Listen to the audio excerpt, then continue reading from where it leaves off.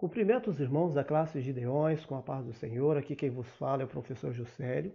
Pela graça do Senhor, estamos passando aqui para mais uma reflexão, embora rápida, da nossa lição da Escola Bíblica Dominical. Dessa feita vamos estar estudando a lição de número 12, onde que fala que Esdras e Neemias combatem o casamento misto, tá bem? Temos por texto áureo aqui o nosso texto de ouro. Não vos prendai a um jugo desigual com os infiéis, porque que sociedade tem a justiça com a injustiça? E que comunhão tem a luz com as trevas? Segundo a Coríntios, capítulo 6, versículo 14. Temos aqui por verdade prática, o lar foi instituído por Deus para ser uma bênção, desde que seja observada a orientação divina na sua formação. Temos aqui a nossa leitura bíblica em classe, não vamos estar lendo, né, como os irmãos já sabem, para que esse vídeo fique um pouco menos pesado, né? Mas eu gostaria de chamar a atenção para os irmãos aqui, que pela mesma situação que Esdras está passando aqui, passou também Neemias um pouco mais à frente, né? Aqui nós podemos ver que Esdras rasgou seu manto, né? Arrancou o cabelo da sua cabeça, e assim por diante. Aí mais para frente, o povo já estava tão mais assim difícil de abandonar o pecado que Neemias não só arrancou o cabelo da sua própria cabeça, mas também avançou sobre alguns daquelas pessoas que não queria largar aquela prática e arrancou também os cabelos de algumas pessoas e fez jurar por Deus, tá bem?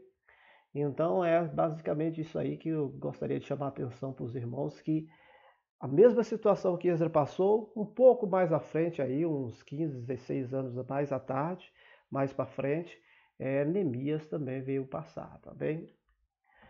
Aqui a nossa divisão por bloco, aqui, como os irmãos já sabem, que nós estamos no último bloco, o trabalho de Neemias em conjunto com Esdras, né? E estamos aqui na nossa penúltima lição aqui do nosso trimestre, tá bem? Então vamos para frente, aqui uma visão panorâmica aqui do livro de Esdras e uma visão panorâmica do livro de Neemias, para os irmãos fazerem uma comparação aqui. E mais específico, vamos estar estudando aqui, basicamente aqui dentro desse contexto aqui do livro de Neemias aqui, tá bem? E do livro de Esdras aqui também, dá para nós encontrarmos aqui, logo aqui dentro dessa parte aqui, onde que nós vamos estar estudando também, dentro do livro de Esdras, tá bem? Irmãos, os irmãos que estão acompanhando bem a lição aí, vai entender aí que o nosso comentarista, ele coloca a vinda de Neemias antes da de Esdras. E é mais consenso, tanto da CPAD e o dos demais, que Esdras veio primeiro do que Neemias, né? É um caso que não muda, não altera a ideia do texto, não altera também a mensagem que o livro passa para nós, mas é interessante para os irmãos saber por que isso aí de repente está ocorrendo, né? O que nós temos? Nós temos aqui uma linha tradicional que a Bíblia defende e que Flávio Josefo também defende, né? Que Esdras veio no 7º ano de Artaxerxes I, né? Por volta de 457 a.C., Neemias no 20º ano de Artaxerxes I, 444 anos antes de Cristo, né? Isso aí, a gente vai encontrar isso lendo o livro de próprio Neemias e de Esdras, né? Como nós já vimos na semana passada, que aqui o Esdras fala aqui que ele veio no Neemias veio no 20º ano do rei Artaxerxes. E Esdras fala aqui que ele veio no 7º ano de Artaxerxes, tá bem? Agora que quando a gente vai estudar isso aqui, importante os irmãos saber que existe mais alguns mais do que um Neemias, né? Temos aí pelo menos 3 Neemias. O Neemias, né, que construiu os muros de Jerusalém, que nós estamos falando. O Neemias, um exilado que retornou do exílio com Zorobabel, né? Está em Esdras 2:2, Neemias 7:7. E Neemias, filho de Asbuque, que também ajudou na obra da reconstrução dos muros. Está em Neemias 3:16. Então temos aí pelo menos 3 Neemias, né? Agora temos aqui no panorama do Antigo Testamento de Bob Woodley, né? Ele defende esse mesmo pensamento nosso aqui. Mas já temos aqui o Atlas da Bíblia de Anne Oller e Tom Menzel, que eles dizem assim, que eles vieram no 7º ano e vieram também no 20º ano, só que os irmãos percebem aqui que eles entendem que foi no Atarxerxes II e não no Atarxerxes I, porque teve 2 Atarxerxes, tá bem, meus irmãos? Mas a questão do ano aqui eles até levam em consideração, mas o Atarxerxes aqui eles pensam que é rei diferente. Mas o que nos chama bastante atenção aqui é um comentário bíblico NVI do Antigo e Novo Testamento. Ele foi organizado por F.F. Bruce, né? Mas quem foi o comentarista na página 668 foi Stephen Shorts, né? Aqui ele vai dizer aqui que Esdra, ele está mostrando aqui, ele não defende essa ideia, mas ele apenas mostra para que o leitor venha entender o que essas pessoas que acham que Neemias veio primeiro, por quê, qual é a razão que eles defendem essa tese, né? Então ele vem aqui dizendo aqui, né, como a gente já falou, em Atarxerxes II, né? Só que já olhando por aqui, meus irmãos, a gente já vê que não faz muito sentido, porque aqui é basicamente 73 anos. É como se Neemias tivesse vindo e Esdra tivesse vindo aí 73 anos depois. Então isso aí é meio complexo, né? Mas o que eu acho interessante aqui é que ele vai falar assim, ó, que tem algumas razões para eles pensar. E eles vão dizer aqui que, sabendo que o sumo sacerdote do tempo em que Neemias estava em Jerusalém era Eliacibe, Neemias 3:1, Esdra 10:6 nos consta que Esdra foi para o quarto de Joanã, filho de Eliacibe. Aí então fala assim, e Esdra se levantou de diante da casa de Deus e entrou na cama de Joanã, filho de Eliacibe. E chegando lá, não comeu pão e nem bebeu água, porque lamentava pela transgressão do cativeiro. Então eles entendendo aqui que esse Joanã, filho de Eliacibe, tinha uma câmara dentro do templo, e quem tinha a câmara dentro do templo era sacerdote, então eles entendem que Eliacibe já tinha morrido e que quem já era sacerdote era Joanã. Então eles entendem que Neemias veio primeiro e Esdra veio depois. Outra ideia aqui, que os quais vieram com Zorobabel, Jesua, Neemias, aquele que a gente já falou que tem um segundo Neemias, eles entendem também que pode ser Neemias que veio junto com Zorobabel. Mas a Bíblia é bem clara em dizer que não se tratava do mesmo Neemias que estamos falando. Outro ponto aqui, que é que eles falam que em Esdra 9:9, Esdra ele agradece a Deus por um muro. Alguma tradução fala de muro, por ter dado uma parede. Na minha tradução aqui fala parede de proteção em Judá e parede de proteção em Jerusalém. Então eles entendem que como Neemias que reconstruiu o muro, então se Esdra estava agradecendo a Deus por ter um muro, então Esdra veio depois, né? Mas aqui, quando a gente vai ler na íntegra, né, dentro ali da tradução, a gente vê que esse muro, essa parede que eles estão falando aqui, não é uma parede física, mas é uma parede assim figurada, né, no sentido figurativo, né? Tanto é que não houve muro em Judá, houve muro apenas em Jerusalém. Então essa proteção em Judá, logo se entende que não é alguma coisa física, mas é uma coisa assim mais metafórica, né? Tá bem? Aí tem outro ponto de vista aqui que eles falam assim, dentro desse versículo aqui, que lá em Neemias 12:26, ele colocaram Neemias primeiro, o governador, e o sacerdote Esdra. Então eles acham que por ter colocado Neemias primeiro, era uma ordem da vinda deles. mas isso aqui não se refere à cronologia, tá bem, meus irmãos?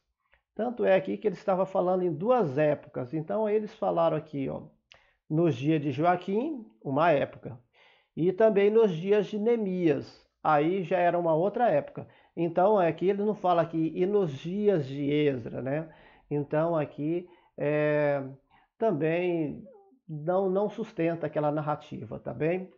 E o segundo livro, o que eu achei interessante de todo esse estudo que eu tive aqui, foi que eu não conhecia que Esdra tinha um livro apócrifo, né?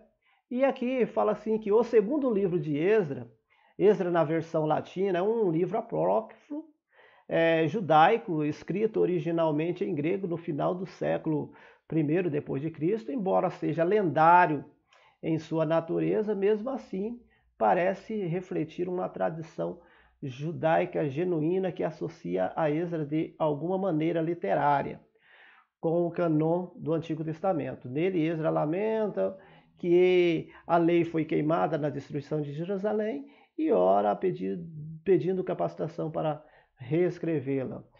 Isso aí está na página 40 desse. Então tem um livro de Esdra, apócrifo, né?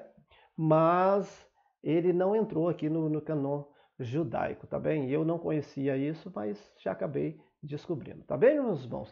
Então, aqui o nosso comentarista, ele coloca como Neemias veio antes, mas como os irmãos podem ver aí, pela Bíblia, pelo historiador Flávio Joséfo, que é uma referência mais próxima, né? Que veio ali 400 anos ali depois de Cristo ali, tem um conhecimento bem mais próximo, né? Daquela história, ele já diz diferente. Então nós acabamos de ficar com essa visão tradicional. Esdra primeiro e Neemias depois, tá bem? Assim como nós podemos ver aqui. O que eles querem dizer lá, tá bem, irmão? Só para os irmãos entenderem, nós estamos falando desse rei Artaxerxes I aqui. Mas aqui tem esse outro Artaxerxes II, tá bem? Só para os irmãos entenderem aqui. Tá bem? Que teve dois Artaxerxes, tá bem? E aqui, o que nós entendemos é isso aqui, ó. Veio Zorobabel, 515, veio Esdra, 457, e depois veio Neemias, 444. Essa é a visão mais acertada para isso. Mas, de maneira alguma, todos os livros históricos, eles têm essa questão da cronologia, a questão de data, mas isso aí não diminui em nada a mensagem do livro, tá bem, meus irmãos? Só para os irmãos entenderem bem como se trata essa história, tá bem? Então vamos lá para a nossa lição mais propriamente dita. Esdra e Neemias combatem o perigo do casamento misto, porque um judeu não devia casar com uma pagã, a sobrevivência do povo judeu, uma palavra final sobre o casamento dos crentes, esperar em Deus, tá bem? Esses são os principais tópicos que nós vamos estar estudando, tá bem? Temos por objetivo geral aqui salientar o perigo das uniões ilícitas e objetivo específico apresentar o combate de Esdra e Neemias com casamento misto, explicar o porquê de um judeu não pode se casar com uma pagã e destacar a sobrevivência do povo judeu e aconselhar a respeito do casamento de crente. Incentive e o objetivo quinto aqui que nós devemos incentive a espera em Deus, tá bem? Então vamos para a nossa introdução aqui. Nessa lição iremos estudar o grave problema do casamento entre judeus e mulheres pagãs. Veremos a enérgica ação de Esdra e de Neemias para solucionar esse problema e também o que a palavra de Deus diz sobre o assunto. O povo judeu começou a seguir as abominações do povo gentílico, né? E os judeus, depois de haver voltado do exílio, tomaram mulheres dos povos gentílicos em redor, misturando a semente santa. Isso aqui eu quero chamar bastante atenção, irmãos, porque até eu, quando era mais novo convertido, eu achava muito emblemática essa questão de despedir mulher, de dar ali um divórcio ali coletivo, tá bem? E então tem algumas pessoas que têm uma visão até errada ainda desse texto ainda. Acha que aqui se trata de uma xenofobia. O que é uma xenofobia? Xenofobia é quando a pessoa tem aversão, a pessoa não consegue gostar de pessoas estrangeiras, simplesmente pela pessoa ser uma pessoa de outra nação é motivo daquela pessoa ter aversão, não ir com a cara daquela pessoa, desejar o mal para aquela pessoa e às vezes até fazer o mal para aquela pessoa simplesmente por causa da sua raça, da sua nacionalidade, tá bem? Então muitas pessoas acham que na Bíblia tem essa questão, mas aqui, irmãos, não se trata de xenofobia, até porque que o povo de Israel aqui ele não tinha aversão, ele não tinha raiva, ele não desejava o mal para esse povo, mas isso aí atrapalhava o projeto de Deus, que era aqui não misturar a semente santa. Então tinha um projeto. E eu costumo dizer que isso aconteceu até por amor das outras nações, porque através da nação de Israel que ia sair a salvação para as outras nações. Se ele se contaminasse com aquelas outras nações também seria prejudicada porque não teria a salvação para eles também. Então não teria nem a salvação para o povo judeu e nem tampouco para os gentios. Então, essa forma de despedir para que evitar de misturar a semente santa, né? Que o povo de Israel não poderia se misturar porque eles estavam esperando vir no Salvador. E se ele se misturasse, Jesus Cristo não ia vir digamos assim, de uma linhagem perfeita ali, de uma genealogia perfeita ali. Tá bem, meus irmãos? Mas não era uma aversão ali, mas era um mandamento que eles tinham, né? E que eles deveriam cumprir ali, né? Hoje, meus irmãos, isso aí já não faz mais sentido, porque o que nós podemos dizer é que essa é uma maneira de Deus trabalhar no Antigo Testamento. No Novo Testamento já mudou, já não existe mais essa questão. A Bíblia até nos fala que a mulher, o cônjuge, né, ele é santificado pelo outro, né, pelo outro ser crente. Aquela pessoa que é impura acaba sendo santificada, né? Mas é claro que ainda continua para nós essa questão do jugo desigual. Nós, após termos conhecimento aí, as pessoas que estão para se casar aí, eles devem se atentar para essa questão, buscar pessoas que professam a mesma fé, que tenham aqueles mesmos costumes para evitar que causar problemas futuros, tá bem? Vamos lá. Esdra e Neemias combatem o perigo no casamento misto, a ira e a rejeição de Esdra. Quando Esdra foi informado que muitos judeus morando em Jerusalém haviam se casado com mulheres pagãs, ele ficou muito angustiado, né? Como já falamos, né?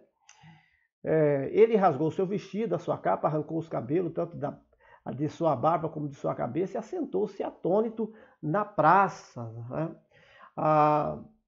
E Esdra dobrou seus joelhos diante do povo e orou a Deus, e todo o povo chorou com um grande choro, né? Então a gente vê aí que a comoção do povo, ele foi junto com Esdra, ele sentiu ali que o pecado eles estavam cometendo mesmo, né? E se voltou para Deus, né?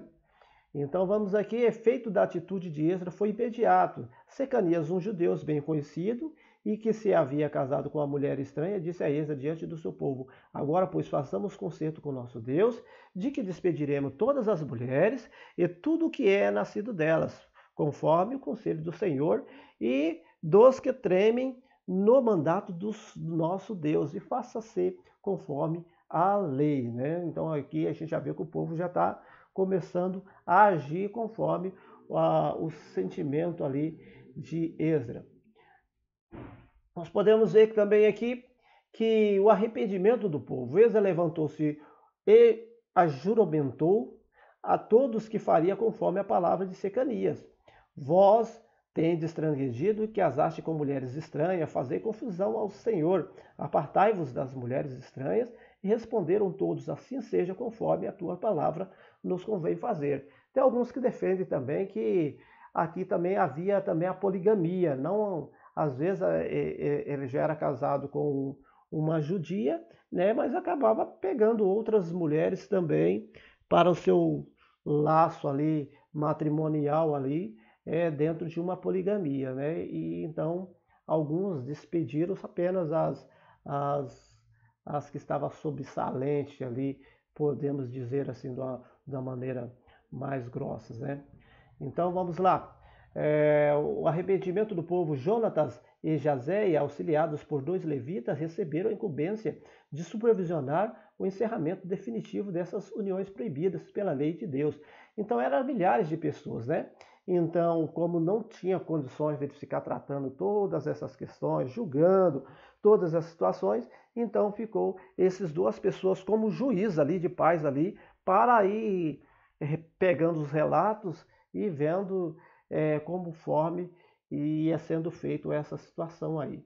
Eu sei que com certeza não foi uma coisa muito amistosa, não, mas diante daquilo que ele já tinha passado com esse problema, já tinha sofrido muito, a nação de Israel já tinha sofrido por causa desse casamento misto aí. Nós podemos ver mais para frente Jezabel e Acabe, a gente pode ver no tempo de Juízes, Sansão e Dalila, o problema que teve. Nós podemos ver no tempo de Balaão, quando eles se misturaram lá, o povo de Deus acabou perdendo as guerras, acabou sendo prejudicado. Então, em vários momentos da Bíblia, nós pode ver que o povo de Deus teve prejuízo quanto a isso, né? Salomão, por exemplo, também caiu nesse erro e foi bastante prejudicado. Então, ele sabia aonde que eles poderia estar sendo correndo aquele perigo, né? Como a gente pode ver aqui, o perigo do casamento misto. O arrependimento do povo ainda, Neemias já havia enfrentado o problema do casamento misto. Aqui, como a gente já falou aqui o escritor está falando que Neemias já havia enfrentado o problema do casamento misto. É aquilo que a gente já conversou antes, né? Mas, historicamente, o que nós entendemos aqui é que Neemias não veio antes de que Esdras, mas Esdras veio primeiro que Neemias. Então, o correto talvez seria aqui que Esdras também já havia enfrentado esse casamento misto, né? Então, Neemias afastou-se de entre os sacerdotes e de entre os levitas, aqueles que eram os estranhos, e contratou novos sacerdotes e levitas para preencher os cargos vagos. Um dos netos do sumo sacerdote Elisasibe era genro de Sambalate e foi afastado por Neemias, tá bem? E aqui já no ponto 2 aqui, o porquê um judeu não devia se casar com uma mulher pagã. Olha, Deus já havia proibido o casamento misto, isso aí está lá em Deuteronômio, está em Êxodo, está em Josué. Então, irmãos, é um mandamento que já era antigo, todos eles sabiam dessa problemática. Então, eles estavam incorrendo em erro. A finalidade dessa proibição era evitar que os judeus viessem a seguir a religião de sua mulher pagã. Tá bem? Então, irmãos, isso aí algumas pessoas têm dúvidas. Por exemplo, se eu me casei, a minha esposa não é crente, coisa e tal. Então, isso aí não se aplica a nós nos dias de hoje, irmãos. Isso aqui, ele se aplica ao povo do passado, né? Com esse rigor. O que nós pegamos aqui, que Deus, até hoje, ele ainda não gosta desse casamento misto, né? Então, a pessoa que vai entrar para o matrimônio, ele tem que se precaver para que não venha entrar num casamento misto. Mas, uma vez que a pessoa já é casada, meu irmão, é aquele mandamento que a Bíblia nos diz, né? E o casamento, ele é para ir para a eternidade aí, né? Até que a morte nos separe, assim como é o nosso mandamento ali, quando todos se casam aí, que vai ter aquele cerimonial, onde que todos os pastores pregam essa mesma visão, né? E o casamento, ele não é para ser feito hoje, separado amanhã e assim por diante, tá bem, meus irmãos? Então, vamos lá. A finalidade dessa proibição era evitar que os judeus viessem a seguir uma religião de sua mulher pagã, né? Como que aconteceu ali com Acabe, Salomão e Sansão e Dalila e assim e demais. Tá bem, meus irmãos? Porque um judeu devia se casar com uma pagã, aqui, no mesmo tópico aqui, a história de Israel registra vários exemplos da consequência nefasta do casamento misto. Exemplo, rei Salomão, rei Acabe, como a gente já falou aqui, tá bem, meus irmãos? Não vamos estar tendo aqui, porque os irmãos já conhecem bem as situações, o pecado e as suas consequências, né? Já no ponto 3 aqui, a sobrevivência do povo judeu. Existem judeus até os dias de hoje, porque, embora espalhado por quase todos os países do mundo, não se misturaram com os povos, tá bem? Então, irmãos, os judeus até hoje ele tem cuidado com essa questão ainda de não se casar com outros povos que não sejam judeus. Até hoje eles têm esse cuidado e têm o mesmo cuidado também de não servir nenhum outro Deus que não seja a Deus dos céus, né? E sempre na esperança de receber o Messias, né? Os judeus judaizantes mesmo, tá bem, meus irmãos? Eles são fiel nessa questão, eles jamais vão adorar mais do que um Deus, tá bem? A sobrevivência do povo judeu ainda, a preservação do povo judeu é considerado um milagre, quando se alia às tremendas perseguições que sofreram durante o século em muitos países. Então, irmãos, se não fosse Deus sustentar o povo de Israel, ele já tinha sucumbido, né? Aquela nefasta perseguição do Hitler, né, contra eles, do nazismo aí, mataram milhões nos campos de concentrações, né? Mas Deus sempre preservou o seu remanescente. E até hoje tem muitos grupos que são xenofóbicos mesmo, né? Aqueles carecas, denominado aquelas gangues dos carecas, que quando vê judeus querem matar, Então, até hoje, os judeus ele é muito odiado em várias situações, exatamente por causa de Deus. Então, às vezes é por até... É difícil da gente encontrar, não tem motivo para tanto ódio dos judeus, a não ser uma perseguição satânica atrás desse povo, né? Mas é porque Deus tem promessa com eles e o inimigo sabe que está prestes a se cumprir, tá bem?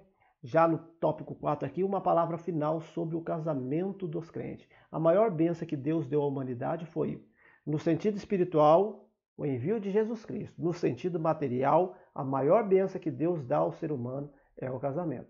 Então, por isso, irmão, que a gente está falando, que hoje não existe mais essa questão de dizer, eu vou me separar porque a minha mulher, ela não é crente, ela não quer ser crente, é aquela questão.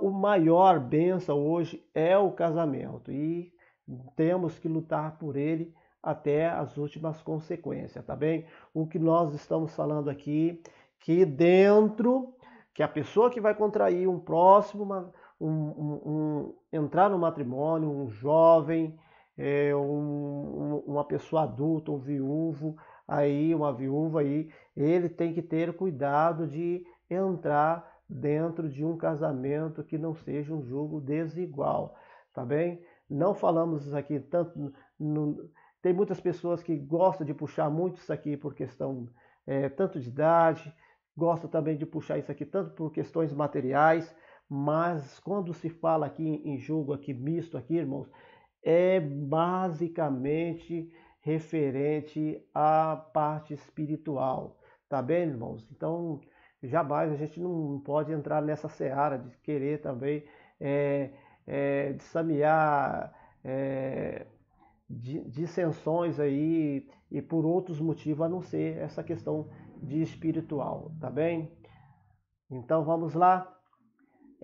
Uma palavra final sobre o casamento dos crentes. A orientação que a Bíblia dá ao crente quanto ao casamento é: e fica livre para casar com quem quiser, contanto que seja no Senhor. 1 Coríntios 7:39, expressão explicada.